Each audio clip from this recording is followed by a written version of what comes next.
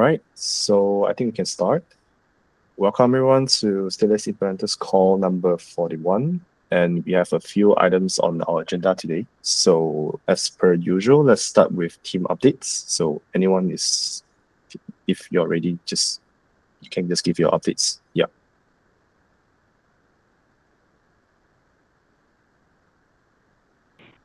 I can. Yeah, could you hear me? Yeah. Yep.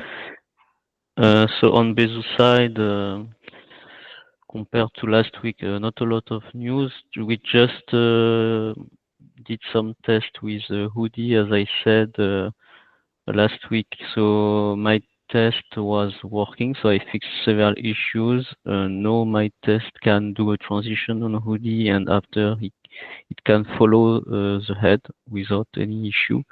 As I said, for the moment, I cannot really verify all of the state routes to be sure everything is correct, but yeah, I didn't found any crash or memory issue or something like that. So it's already a good news. And for the moment, I'm waiting for feedback from the DevOps team, Guillaume, as I said, because I wanted to have more information regarding the testnet before sharing a Docker image, because I wanted to do some test on my side before sharing something that maybe will not work.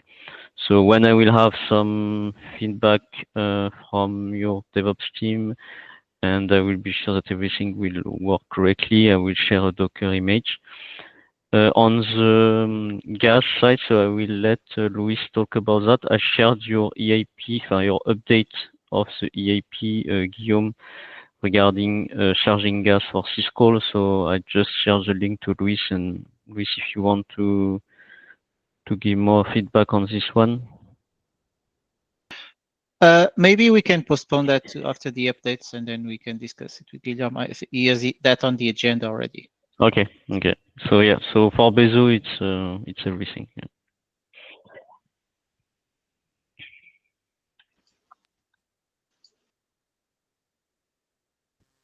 I think I can go next. So I don't have any major updates on the Netherlands side. We just will start working on the binary implementation this week.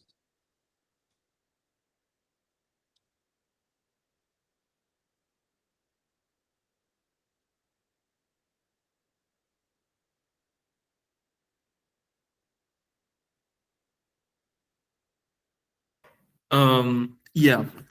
So I was actually I'm currently in the EF office in Berlin, and so is Perry and Sam from DevOps, doxing people right now. I asked him if he could just drop by so we could make it maybe like try to solve these issues right now. Otherwise, yeah, I will talk to him afterwards. Yeah, so update from my side. Yeah, working on the update to the EIP for 762. Also working on on merging more code into Geth. So I had some success. Still quite far off in terms of master being able to follow the chain. But my current target is to just be able to fill, test, and replay them at like without the transition, just for testnet local at Genesis. And yeah, that's pretty much it. Yeah, I think so. All right. Anyone else would like to give any updates?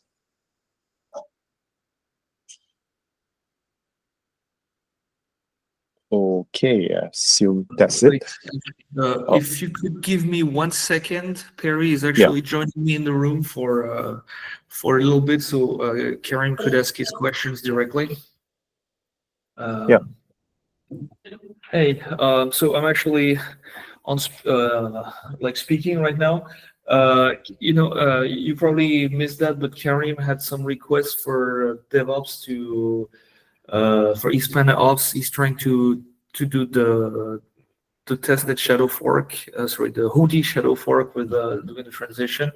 And Karim, could you please share your questions for Perry? Yeah, I think we can discuss about that on Discord, but just the idea is to have the testnet configuration you are using, because I want to start Bezu on my local setup to be sure that Bezu will work correctly for the testnet you want to launch. And when everything will be okay, I will be able to share a Docker image. So if you can just share me how to set up the testnet, the configuration, etc., just to be sure everything is okay. Yeah, I can if you send can you a config on Kurtosis. So you just have to use network:hoodie-shadow fork. And then that will... We want to start a shadow fork of Hoodie for the next testnet, or it's just a new testnet starting from scratch? So this one would be a Hoodie shadow fork, and this is locally tested, but I'm not sure about which test Guillaume would want. Yeah, there are two things. There's a testnet, which you would be starting. So that's your, that's whenever you're ready. And then there's the shadow fork, which we want to keep demonstrating and go, keep showing that it works and make it more and more realistic every time. So yeah, I'm not sure what's blocking you. So for the end of the work, we want to start the shadow fork of Hoodie. Right. Yeah. I mean, yes, we do. Okay. No. For me, it was more a new testnet or something like that. Okay, for the shadow fork of Hoodie, I have everything I need. But it's what I'm doing currently today. So yeah. But so for a shadow, like we do want a mainnet. Sorry, we do want a binary tree testnet as well. But yeah, it's whenever you're ready, because we, like I said, like Guess is not gonna be ready. Nethermind, well, Tenish just said he was working on it, but we're not quite there yet. Yeah, but yeah. Sorry, just for the binary testnet, who will manage that? For me, I will share the Docker image, but who will set up this all of the infrastructure? So yeah, I can take care of that. But we can text on Discord first. I would need the Docker image from you, as well as how to activate the binary tree in Genesis. I think if I have those two pieces of information, I should be okay. And for the Genesis generator, because we used to have that for Verkle, we're gonna have. Yeah, so I would need to know how to start binary tree at Genesis. Like, what is it binary tree timestamp 0, or are you starting it at Fulu, or are you starting it at something? Oh yeah, no, we would be starting it at I assume Pectra. Yeah, then it's fine.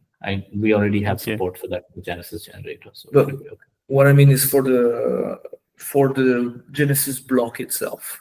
Like, back in the Verkle days, we needed to modify this ETH to Genesis. Yeah, true. We need support for a lot of things.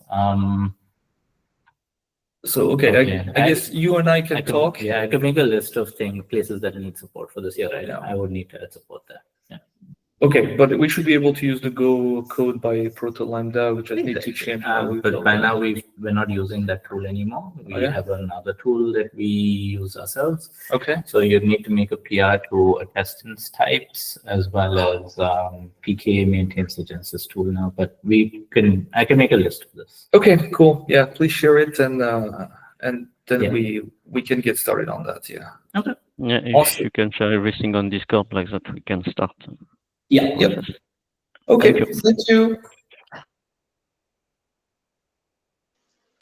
Thanks. So that's it for the team updates. So we can move on to, I think I'll pass it to Guillaume on the update on EIP's 4762. Yeah, thank you. So give me another 5 minutes while I fumble with my Windows to try to share the right screen. Where is that? Firefox. Yeah, I think no. Yeah, it's a classic. It's wait. Okay. Right, that's the one. Right, so that should be this one. Can you guys see my screen? Yeah. Yep. Right. So a couple calls back, Felix was here, and we were discussing a change that he wanted. So to give some context, they didn't like the way it was specified, and I understand why. Because the target was to be as conservative as possible and put zero like system contract code or data inside the witness to try to save some space. But the problem was that there were some corner cases where some contract would actually could copy the system contract or something like this. And there was a case that did not exist but could exist in the future, where someone would call a system contract that would call some code that was not part of the system contract. So, for example, typical case, a factory contract. Imagine a system contract that would be the one creating other contracts. So, once again, something that does not exist today, but it's not impossible that this will happen in the future. So we wanted to try to cover all these use cases. The problem with doing this is that there's no way around keeping a list of system contracts and going over it every time you call, every time you do an Xcode copy and things like this.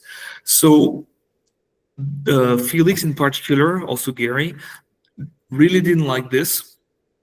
And they wanted to change the behavior by saying, if this is a system call, don't record anything into the witness. But if it's not a system call, record as you would do. So that has the advantage that it's simple. It does break the case that I just described of a potential future factory contract. But that's okay, they don't exist, so we can cross this bridge when we get there. And so this PR is about, like, we did agree back then that this is what we would do. This PR just changes the wording to reflect this reality. So I mean, I'm not going to go over every single word, every single sentence that got modified. But you can see if you have a value bearing targeting a precompile, we remove our system contract. We just don't add data. So we basically the behavior is that if you're in a system call, no matter what you touch, you don't record anything, and that should work until system contracts start accessing other pieces of code. So yeah. Please have a look. I mean, especially, other core devs from other teams. So Danish, Karim, Louis. I think I didn't forget anyone in that call. Please have a look. It should be a fairly simple one, but as everything in that EIP for 762, the devil is really in the details.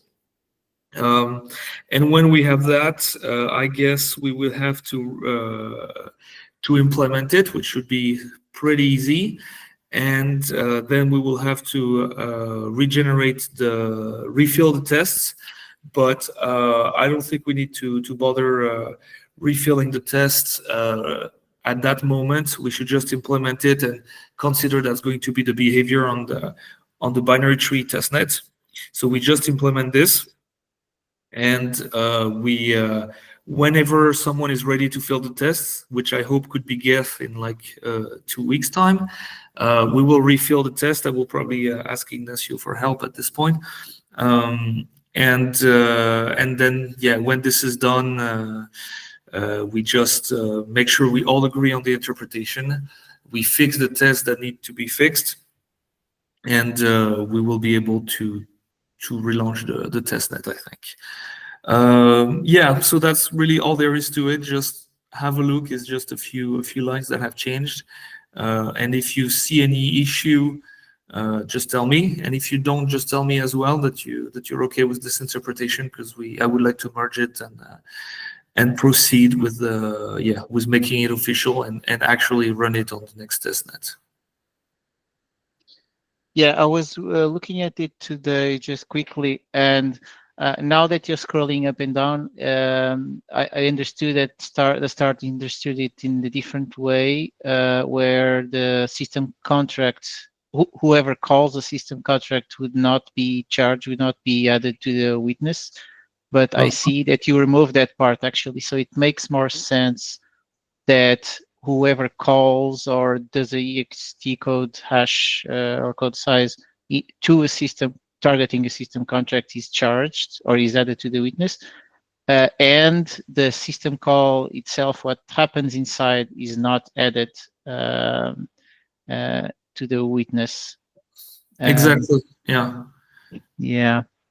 So that's what it's supposed to mean. If it's really not obvious to you, or if you think it's actually clashing with this, with what I just said, please let me know. What happened? What's the difference? Like a system call initiated by a user, or the difference between initiated by a wallet or initiated by the EVM itself? Shouldn't we make this distinction? So if it's initiated by a user, it's not a system call. A system call, okay, Right, that's actually not quite true. If depends how you implement the block hash instruction. But as far as I understand, the block hash instruction has to be implemented by a direct read. So if you implement your block hash instruction as a call to the system, I don't even know if the system contract can get you that. Yeah, right now the client, at least Peso, is doing. It does not have a.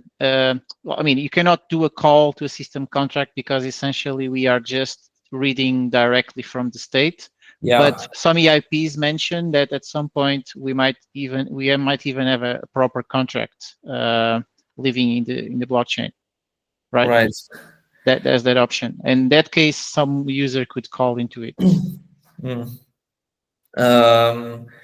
Yeah, but that's the thing. I don't remember if there's a get function in that system contract for block hash, for example. So if it happens,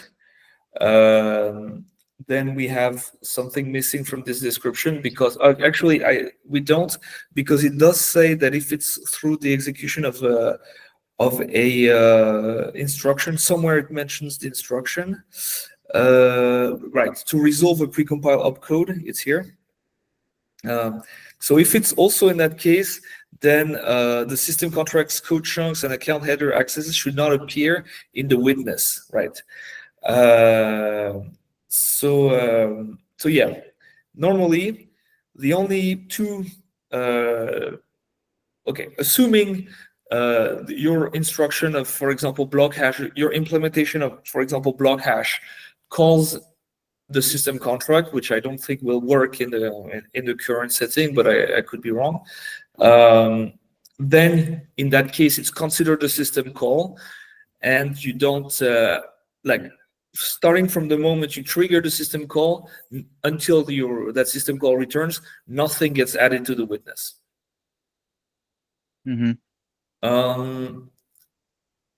Actually, that's. I just realized there's a problem with that wording, because you would still need to add the storage. So storage needs to be, and is that still compatible? Still, right. It says code chunks and access headers should not appear in the witness. So actually storage would, but that's normal. Okay, so no, that still works. But it's a bit of a finicky thing that we have to be aware of. So it's just code chunks and account headers that don't make it to the witness, but storage slots would have to be added.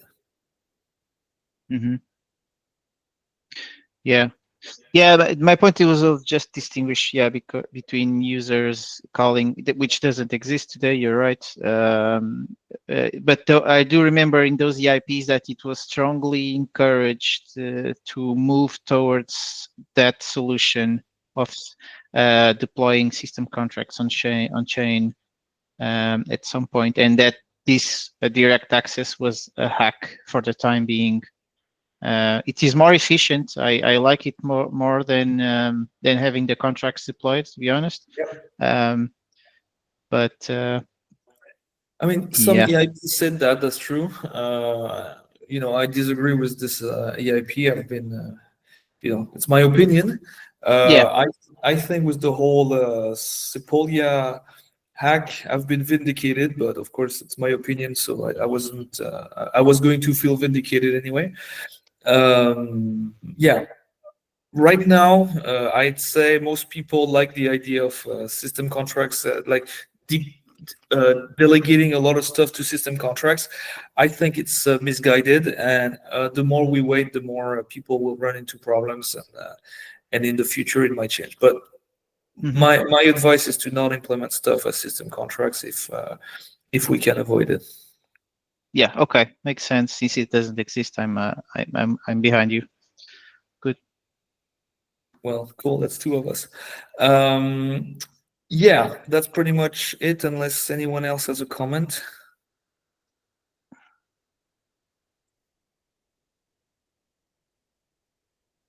Guess not. Thank you. All right. Thanks, Gil. And next item on the agenda is Bloatnet update. So maybe Guillaume or Carlos want to give a quick update on Bloatnet. Yeah, I can give a TLDR. I was out of office the last 2 weeks, so the thing, I'm not sure how to say it, but yeah, there were a bit less updates, let's say.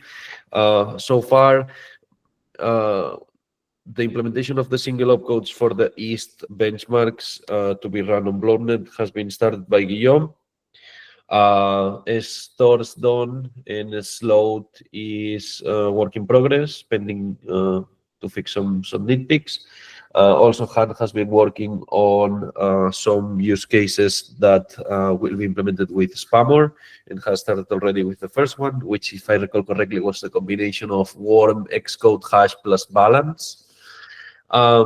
Then we have run the first round, and shout out to Pari for that, the first round of syncing tests at 2x mainnet size, for state, of course. The results have been mainly influenced by peering issues, which are being worked on at this point. But to give a TLDR, Geth and Besu have been able to sync, although really slowly. It took 2 days to them to do so, mostly again due to peering issues. Reth, Nethermind, and Erigon were not able to complete the syncing, but again, this will need to be rerun once we have sorted out the peering issues, which we're working on at the moment. Aside from that, Camille from Nethermind continues to work on the integration of their tooling to run all of the East benchmarks sequentially in different chains. In this case, we need to run it in Perfnet 2, so Bloatnet. And what we will be starting to run is all of the compute-based benchmarks. So all of the ones that have been used in Perfnet, so Modex and all of this kind of stuff that we have been hearing a lot about. We will run all of these against Bloatnet. Not much expectations to get anything, as it's basically compute and it should not be affected by the size of the state, but worth giving it a try and see if we can spot something that we were not accounting for. Aside from that, the goals for this week are try to get Syncor, so this tool to test syncing built by ETHPandaOps, to include all of the metrics that I left in one of the endless hackendies I have. Let me share it here just in case. This contains all of the metrics that are already in the Grafanas exported by all of the EL teams. And so the idea is to gather all of these data points when the syncing is running so that we can do a much better analysis of the syncing than we can do at this point. And aside from that, we will also be syncing with Camille tomorrow to see when can we start launching all of the tests. East is also including stopped contracts, I think we were calling them, or something like that, which basically will allow all of the East benchmarks to use state that already exists in the underlying chain, which is something that we are not capable to do at the moment. And among a lot of stuff, this will allow us to execute all of the Zen test cases and benchmarks, which are one of, if not the worst, with respect to smart contract size and state access. I would say that's mostly it. The rest is to continue to implement test cases for East and for Spammer, and continue to run as much as we can on BlockNet and get results. So that should be it. Nice. Thanks for the update on BlockNet. Yeah, if anyone has any questions, you just wait for 5 seconds. Okay. No. Right. Let's move on to the next item. So I think this is also by Guillaume. So mentioned you want to talk about Blake 3 versus SHA-256 in Geth. Yeah, this is something that came up this morning during some PR merge review in the guest team. Okay, Gary, to name him, was pushing against Blake 3, asking for why we picked this. So I gave some a bit of feedback, but I just said, well, so far there hasn't been any official decision on the hash function. We're still waiting for Poseidon and like the Poseidon effort, the security. There's an effort to currently try to break Poseidon. We're waiting for the results of this, which will continue until the end. I'm trying to remember, is it next year or this year? We talk about 2027, so I guess it's sometime next year. Anyway, so yeah. I think the main reason for pushback is that to merge things into Geth, we would have to import an external module that is not validated. Like the Golang standard library has support for Blake 2, but not Blake 3. And while we all like Blake 3, I think it's much faster and it's more efficient and parallelizable and things like this. There's no denying that this is not an official release. We would have to merge something into Geth master that is not really validated or not validated enough for our liking. So yeah, Gary was pushing back and said we should use SHA-256 instead. So as far as I'm concerned, there are two ways we can do this. Either I just use SHA-256 in master, and then whenever we need to build a testnet, I replace that module with Blake 3 to be compatible with the testnet. Or we just decide that it doesn't matter which function we choose right now, and everybody moves to SHA-256. So honestly, I would say for me it makes very little difference. But as long as we all agree on what we do, which is why I would like to ask you guys what you think. I think for Bezu it will not be a huge modification, so I think we can switch to SHA-256.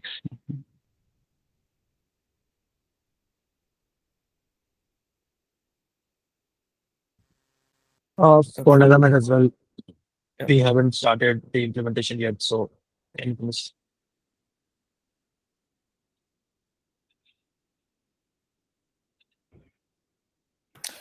Yeah, I think that's pretty every client represented here.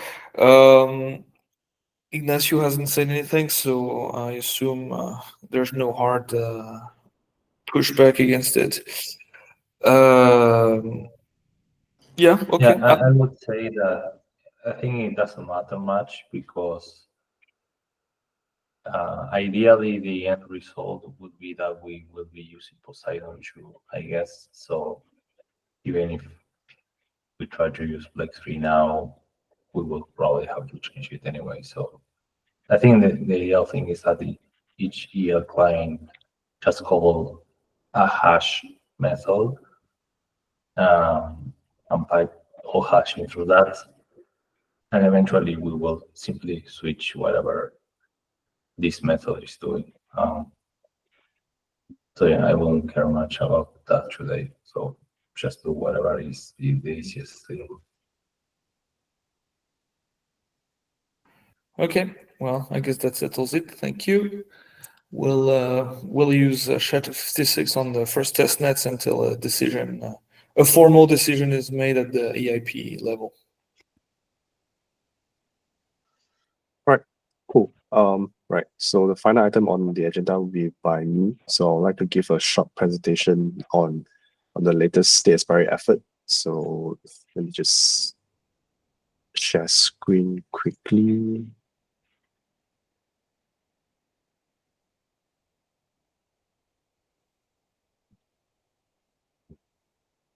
All right. So I'd like to share a little bit on what I've done on benchmarking for state expiry. So here I call it naive pruning, which I'll explain more about what is naive pruning later on.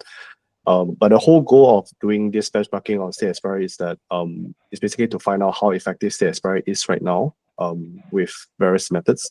So I'm expecting the most optimistic case here, where basically we just prune everything and we don't have additional metadata. But in actual scenario where we actually implement some sort of state expiry EIP, whether it's 7736 or the previous older EIPs for state expiry or even state rent, is going to introduce additional metadata into the like in protocol. So it's definitely going to be it's going to affect the performance.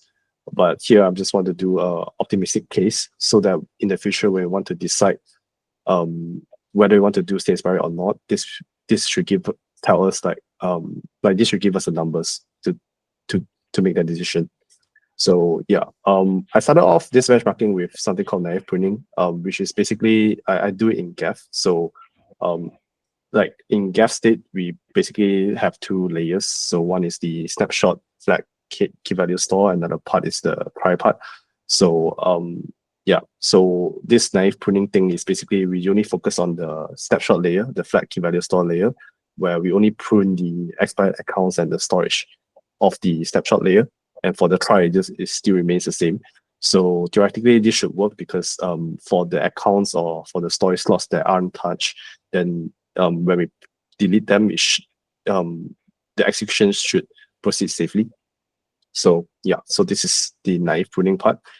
And in regards to the benchmark setup, I only test it on GAF for now, and I was using ROX 5B, and then I'm only comparing between the full state versus holding only 1 year active state.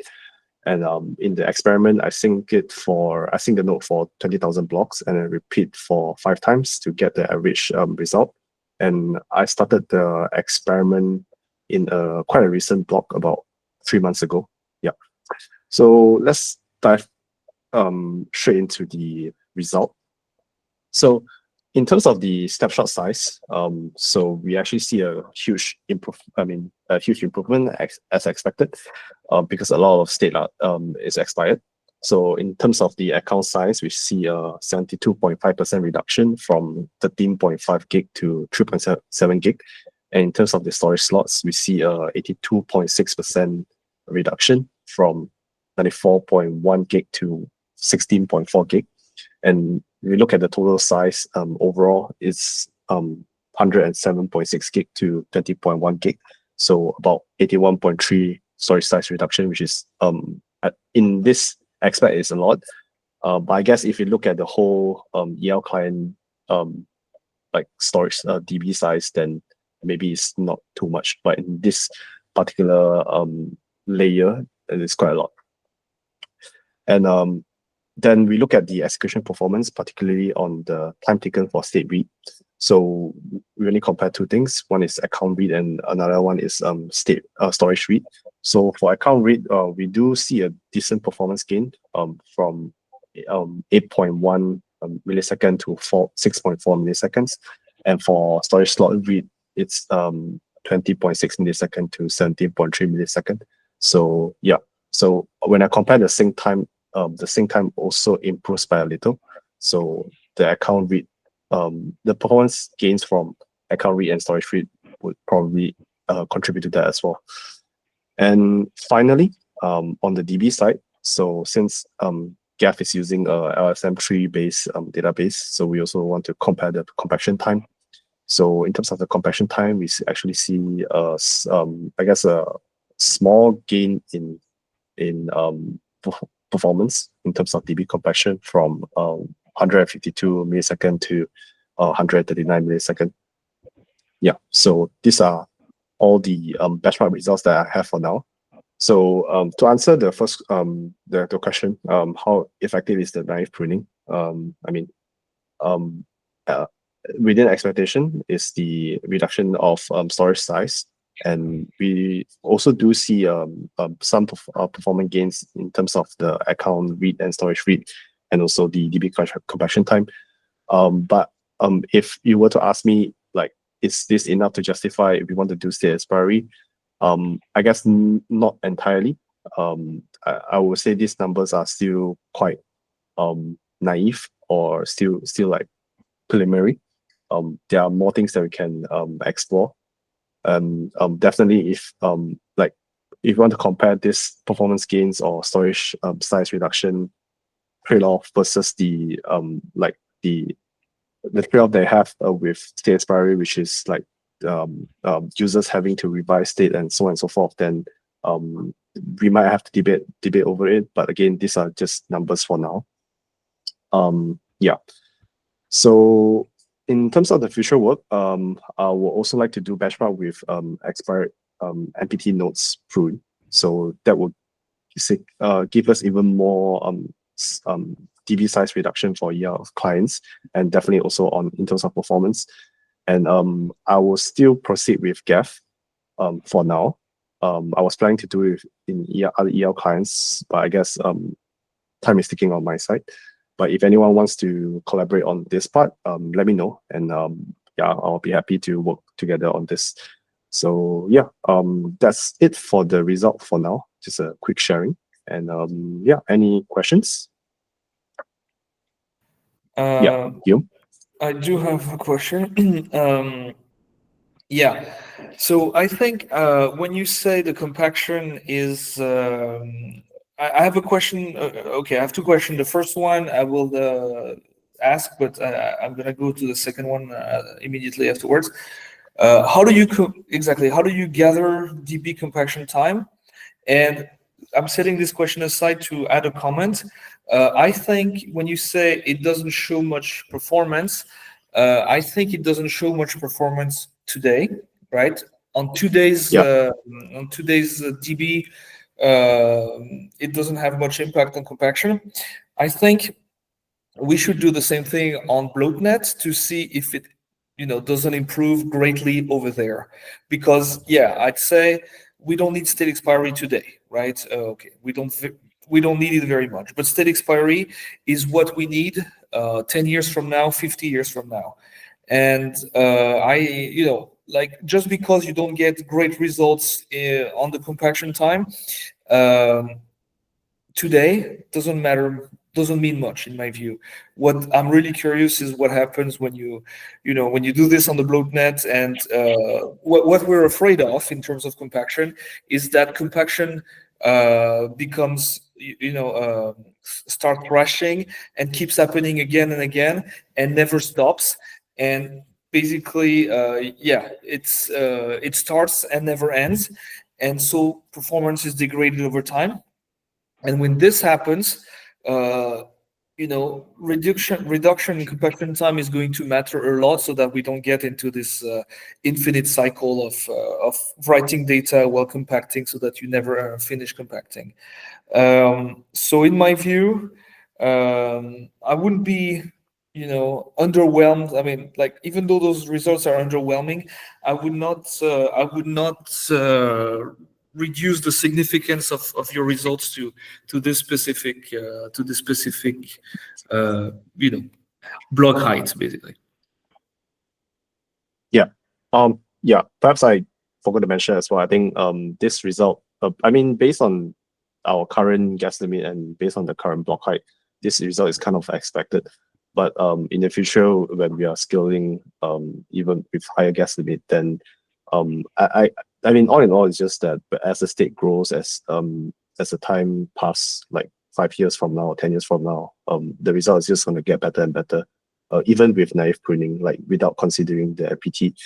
So, but yeah, the current numbers that I have right now just shows what we have with state expiry currently. Yeah, but in like 10 years from now, the result is going to look quite different. So yeah. And you mentioned you have another question? No, so I mean, that was the second question, which was basically, could you try doing this on BlockNet? That was the second question, and the first question is, how did you measure this time? Like, what did you do to get those measurements? Oh, okay. So for this measurements, so I basically just take it from Grafana. So Geth exposes all of these metrics for DB block processing and sync time and whatnot. So yeah, everything is taken from there. So I didn't build like any additional metrics. So that's one. And on the BlockNet side, that would be very interesting to explore. Because here I'm using actual mainnet data, state expiry threshold.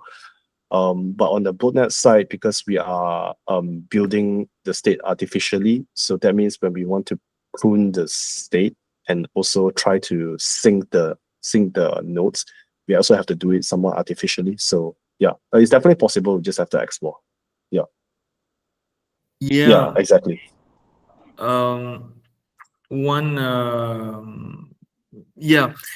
thing I was thinking, because if you just take it on Grafana, that's great, because that's where it's reported. So that's unfortunately the only source we have. But you see, like, if I look at my own validator, the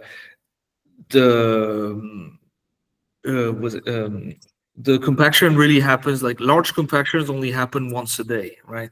So if you don't hit exactly the moment where the big compaction happens, the risk is that, compaction time is going to be fairly small anyway. So maybe, and that's, go for it, Carlos.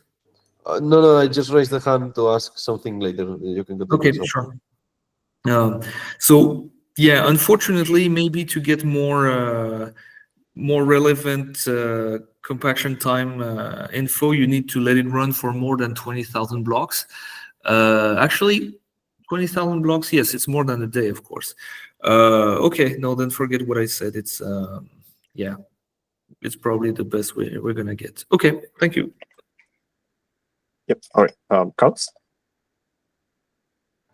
Yeah, I was going to say that aside from what I mentioned on the chat, which is that I think it's interesting too, the only issue I foresee is that state, since it was created artificially, it was introduced all within a margin of 2 or 3 days. So it will expire all at the same time. So I'm not sure. I mean, we can expire like older state, and we will still have a really big state, which for compaction definitely matters. But yeah, I'm not sure if it's exactly what you want, so just for you to be aware. But the thing that I really wanted to mention is, I know we're testing this with Geth, but certainly for other clients, and especially for other types of like database architectures. So for instance, MDBX, I think it's really interesting to also take into account things like state rule calculation time. So once you are able to perform the expiration, contracts like Zen, for instance, will not be an issue anymore for Reth and Eragon, which was the case now, or at least until Modex got nerfed, let's say. So maybe if we also take a look to other clients, I think we can definitely find more justifications and more like, let's say, nice cases or nice additions that state expiry brings for scalability that maybe are not entirely visible right now, but that would certainly have a big effect on things that are being worked on. Yeah. Oh, got it. Yeah, definitely, it's definitely good to do the other EL clients. It's just whether I have time to do it. Yeah. Tanish? I had like question in the similar lines that was asked. So if I understand correctly, the new state expiry proposal will not have any difference in like state root calculation time, right? Because we are only expiring leaves and not the internal nodes. Yes, that's the latest state expiry EIP that we have 7736. But we were also considering to also, given that is in Vocal tree slash Vocal like binary trees situation, then we may also want to consider expiring the inner branch nodes, the extension nodes. But I'm still considering whether it's feasible or whether it's effective or not. But definitely, if we can make it such that we can also prune away the inner nodes, then definitely that will be the best case. But as of right now, for that particular EIP, it's only pruning the leaves, in which this current benchmark will show us like how good that. Even though this is it will show us how good that EIP will be, but I wouldn't say that EIP is the final form of state expiry that we have in the future. Yeah. Okay, that makes sense. Because I will be very interested in knowing like if we expire the internal nodes as well, what kind of a performance improvement will we get in state root calculation? Because again, like the biggest time consumption or the thing that takes most time is state root calculation. Like the reads and writes also takes up some time, but if you like check the percentage of time that's used related to state, I think the state root calculation takes up the majority of time. So if some way we can optimize for that, that'll be pretty good, I think. Yeah, it'll be a challenge. But we just get the numbers for now, and when we have better solutions, then we can see how we want to move on with that. But yeah, right. Thanks for the questions and comments. And anything else? Just stop sharing screen. Okay, I think that's all for today. That's the final item on the agenda. Tanish, you have your hand raised. Okay, no, right. Yeah, I think that's all for today's call. If anyone else have anything else to say, Guillaume. Yeah, just thank you for taking over Gabriel while he's gone on holiday. So yeah, very good job leading that call. Thank you very much, and talk to you guys in 2 weeks. All right. Thank you. See you guys. Thank you. Cheers. Bye. Have a good day. Bye.